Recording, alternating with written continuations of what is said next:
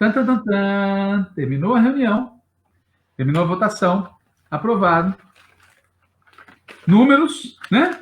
9 pessoas ausentes e uma abstenção. Pois é, óbvio, né? O companheiro Lula não votou, né? Não quis falar antes da votação, e depois da votação, ele fez uma fala relativamente curta, muito interessante, no que ela tem de contraditória, inclusive, né? Ele começou a falar dele, salientando a importância desse trabalho de solidariedade, e essa é uma opinião unânime dentro do partido, ou seja, é preciso ser solidário com o povo, especialmente no momento em que o governo federal, muitos governos estaduais e municipais estão se lixando para a população pobre, certo? Chamou a atenção para o fato de que o Bolsonaro está fazendo esse discurso demagógico de que é preciso voltar ao trabalho. Ele é demagógico porque o Bolsonaro é responsável pelo desemprego no Brasil, ele, o Guedes e Companhia Limitada, tá certo? E é demagógico porque voltar ao trabalho significa dizer para o trabalhador pobre, a quem o Estado não dá ajuda para ele poder se proteger, você vai se contaminar. Tudo bem, você é pobre?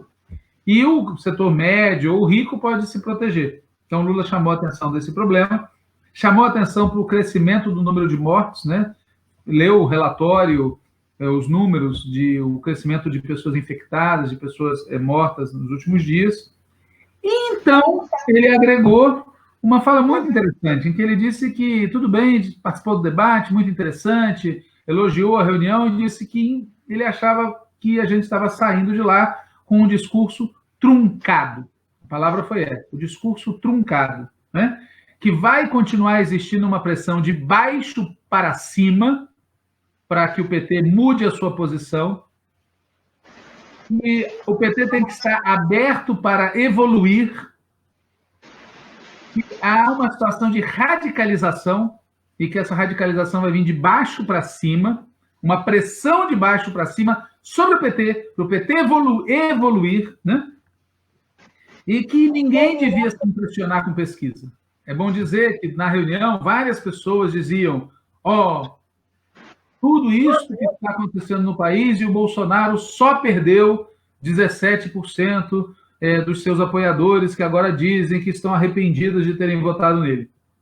É curioso, porque no meio da discussão eu pedi que algumas pessoas fizessem a conta. O que significava esses 17%? E o número absoluto era o suficiente para garantir, no mínimo, um empate nas eleições de 2018. Portanto, não é uma queda qualquer, né? Não é uma queda qualquer. Mas, mesmo assim, o que o Lula disse é que não vamos nos impressionar com pesquisa. E, no fundo, a questão a situação está mudando muito rápido, extremamente rápido, né? Ele fez uma fala curiosa, que ele olha e diz: eu não tenho mais idade para sair por aí falando fora Bolsonaro, mas a nossa posição é uma perna manca, né? Essa posição que o PT aprovou é uma perna manca, né? Porque, entre outras coisas, diz ele, o Bolsonaro é incivilizado, e nós vamos sentir falta do que fazer com o Bolsonaro. Porque, no fundo, a resolução do PT não diz o que fazer com o Bolsonaro. Portanto, essa vai ser uma discussão recorrente nas próximas semanas. A tal ponto que a companheira Gleisi Hoffmann, que estava presidindo os trabalhos da reunião, teve que dizer que, não, presidente, claro, a situação vai evoluir, a gente pode voltar a discutir a questão, etc. E o fato é que a reunião do Diretório Nacional terminou num anticlímax. Porque depois de um longo debate, onde prevaleceu uma maioria que travou uma resolução a favor do Fora Bolsonaro, a principal liderança do partido... Contra. Como? Não, entendi, porque eu estava dizendo que foi aprovada uma resolução contra o Fora Bolsonaro. Né? Foi aprovada uma resolução contra o Fora Bolsonaro, por aquela diferença que eu já citei, e, ao final da reunião, a principal liderança pública do partido reconhece que a resolução não tinha sido exatamente aquela que ele esperava, porque a resolução deixava a gente com a perna manca, um discurso truncado, que nós vamos sentir falta do que fazer com Bolsonaro, que não está claro, que o debate vai continuar. Então, é muito interessante, porque mostra, não quero dizer com isso, quero deixar isso claro, não estou dizendo aqui que que o Lula tenha defendido ou que quisesse que fosse aprovado fora Bolsonaro. Estou dizendo que ele reconheceu muito claramente que a resolução aprovada tem uma lacuna. Um partido político que não diz o que fazer com a crise política tem um problema, né?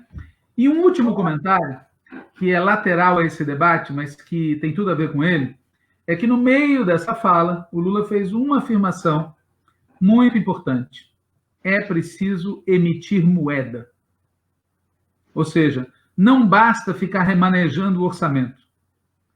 O governo brasileiro tem que emitir moeda, tem que usar a sua capacidade de endividamento para mudar os rumos da economia do país, ou seja, ir na contramão, absoluta contramão, da política neoliberal, né? Da política do superávit primário, do déficit zero e de outras besteiras que a direita acredita e que teve gente no PT, né, há pouco tempo que acreditava também. E a crise está demonstrando, para quem tinha dúvida, que essas políticas são um desastre, né?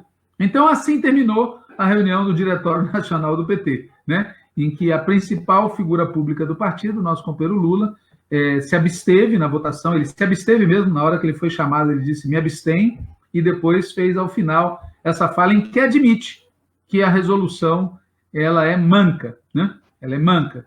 E foi muito curioso, porque nós estávamos, como eu já falei, fazendo essa reunião numa plataforma chamada Zoom, que é aquela plataforma controlada pela NSA, a Agência de Serviço Secreto dos Estados Unidos, por isso não tem problema nenhum contar essas coisas todas aqui, porque os gringos já sabem, tá certo? Então quem tem que saber somos nós, né? Tinha um chat do lado, e enquanto Lula falava, todos os que haviam perdido a votação comemoravam, comentavam, é isso aí, Lula, é isso aí! E assim terminou a reunião do Diretório Nacional do PT. Espero que brevemente a gente faça outra para que o PT se reencontre com a realidade, porque a verdade é que as pessoas que votaram contra o Fora Bolsonaro, essas sim, não estão conectadas com a situação gravíssima que o Brasil já está e que vai ficar mais grave ainda. E que se o PT não tiver política, isso vai deixar a esquerda de perna quebrada, e se a esquerda não tiver política, alguém vai ocupar esse vácuo. E esse vácuo pode ser ocupado pela extrema-direita, pelo próprio Bolsonaro, por setores de direita que fazem oposição ao Bolsonaro, mas, em qualquer caso, em prejuízo da classe trabalhadora.